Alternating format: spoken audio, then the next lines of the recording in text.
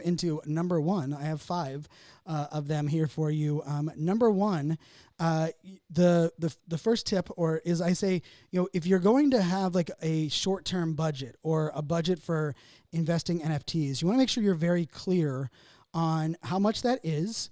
And where you're going to set up and then spend it. And the reason I say that is because, I think we've all made this mistake. And one of the things that has hurt me in the long run is that I get excited, right? I have, a certain amount of ETH in my wallet or Solana, and I'm like, oh, okay, I'm going to mint this project on Friday, but it's Tuesday, right? So I'm splashing around.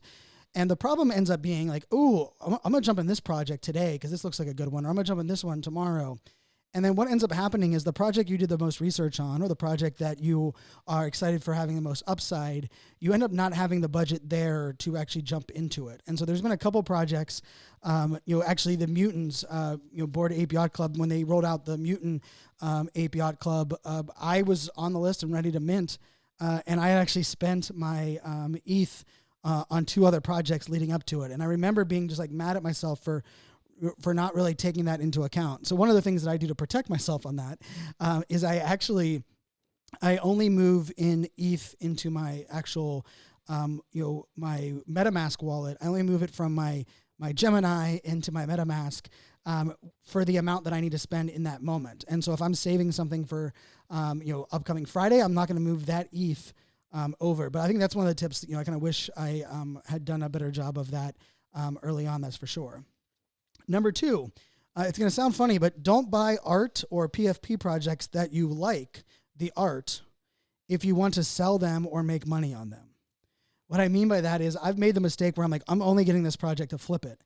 And then I look at the art, I'm like, ooh, I like this one. And then I buy it. Well, in that case, what ends up happening, and this is what happened to me, I start valuing that NFT a little bit more because of my own biases. I'm like, well, it's not rare, but people are going to love that it has a pink hat on it.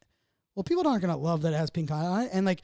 And so what I've noticed is that I've actually I refuse to kind of put it on the floor because I have an emotional connection with the art.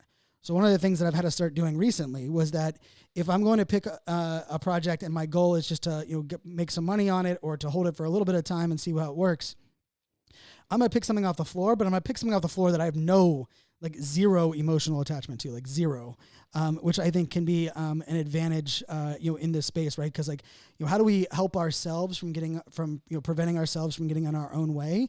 And that's one that I definitely have. And it's also one that, you don't want to buy, if you're going to hold a couple of an NFT project, you also probably don't want to buy multiples of one you like if you want to kind of flip out of them. So be very strategic with the ones that you pick up.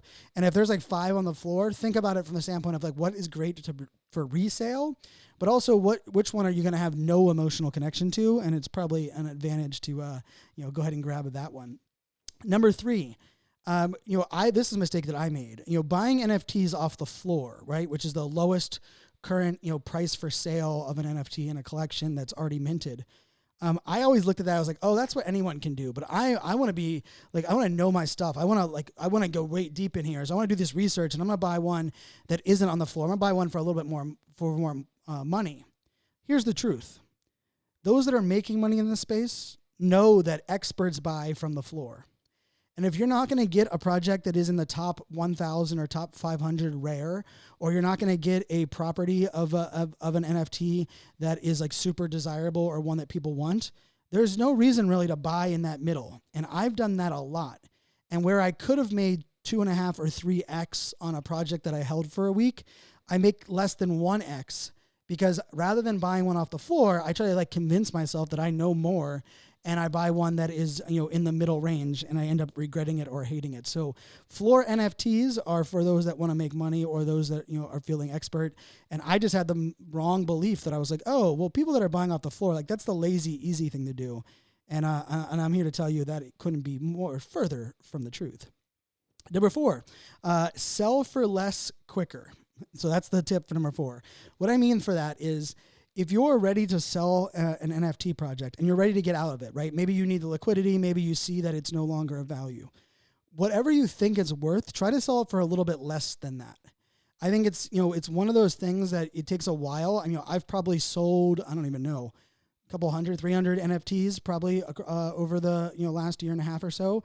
And the thing that I've learned the most is that, if I list it for like exactly what I want to sell it for, and I know it's going to take a couple days, well, the only way that's worth it is if I think the floor and the price is still going to hold, and that I don't need that liquidity, or I'm not afraid of some kind of like catastrophic news. But if a project I know is like, oh, I need to get out of that right now, what I've learned is like it's actually more of an advantage to get that liquidity in my pocket first.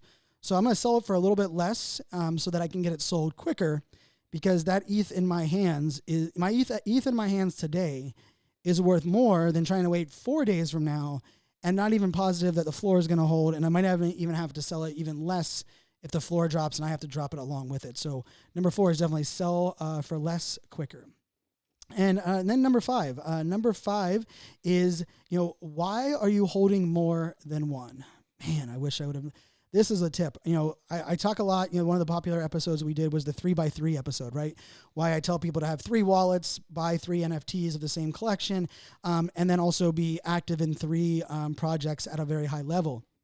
But in that buying 3 NFTs, the whole goal of that for me has always been to get a variety of the art, to flip one to cover the prices, and then maybe I'll have 2 or I'll flip one. But this is actually a question you really need to have to ask yourself, and this also goes into that emotional connection. There's some projects and some people that I love what they're doing, I believe in them, I want to hold that NFT. But there is really no utility or real advantage for me holding 3 of them or 4 of them or 5 of them.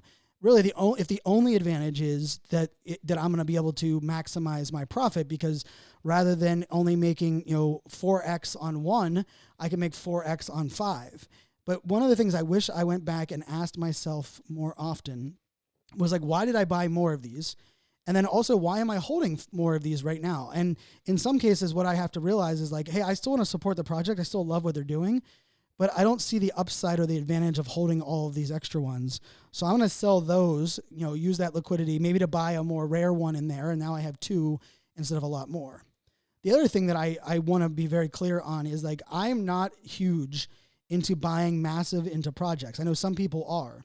For me, that over-leveraging myself into a project, I recognize that I start having biases and I start being like more jaded and more,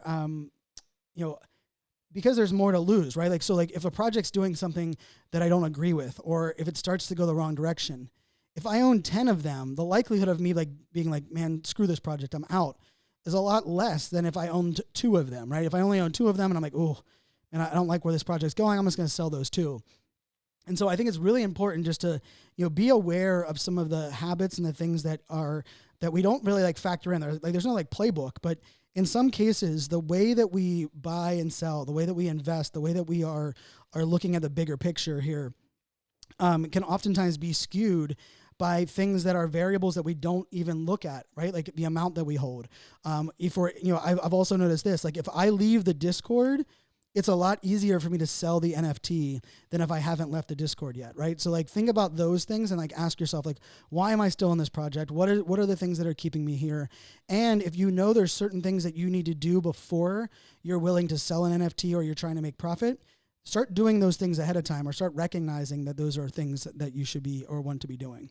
So I hope that helps. Those are the 5 things that I wish I knew. It is, have a clear short-term budget. Don't buy art you like. Of course, if that's only in the case that you want to sell or flip. Floor NFTs are for experts, and there is so much money to be made if you are willing to buy the floor and not allow your ego to get in the way. Number 4 is sell for less quicker. You'd be amazed how much more I would have made in profit if I would have sold for less. Yes, you heard that right. And number 5, as I said, why hold more than one? Just know why you're holding what you're holding, and just be very aware of that. And also be okay with the fact that sometimes you're going to sell, out of a collection without having to sell all of your NFTs in that collection. So that's what I got for you today. Definitely shout out to Crypto Business Conference. Check them out at socialmediaexaminer.com/NFT365. Super excited. The lineup is being finalized. It is a one-track event. Great. They've really dedicated a lot of space and focus to networking and getting to know others in this space. And I'm going to be there full time with the team. So if you want to get some FaceTime with me or some of the members on our team, definitely get your ticket at Crypto Business Conference over there at socialmediaexaminer.com/NFT365. And I will leave you with this. We need to definitely understand and recognize that we need to stop flip shaming. We need to recognize that people are going to buy and sell if they want, right? There is a financial component in this space, and I think that is perfectly fine. You know, as a poker player, there is one of the things that it took me a while to get used to was the fact that, you know, someone was sitting down at a cash game, and if someone sat down for an hour and a half and they made some money and they left, I would get bitter because I planned on being there for 12 hours. But we have to realize that that's on me. It's not on them. Like, there is no obligation there, and people are going to make decisions based on their own life and things that they have in front of them. And we have to respect that. I think we have to empower that. And we have to also be okay with that looking in the mirror. I've had to also recognize that I've had to make some strategic decisions with some of the NFTs that I hold. And I'm like, man, what are people going to think? And truthfully, I hope what people think is that Brian understands what he's doing. Brian understands what success looks like for him. And Brian is making the strategic moves that he needs to make in that time based on the data that he has. And if you're willing to give others that grace, I think it's easier to give ourselves that grace. And hopefully you make some money, you join some Go communities, and we kind of push through this entire journey here in this NFT space. So until tomorrow, my friends, make it a great day. Cheers.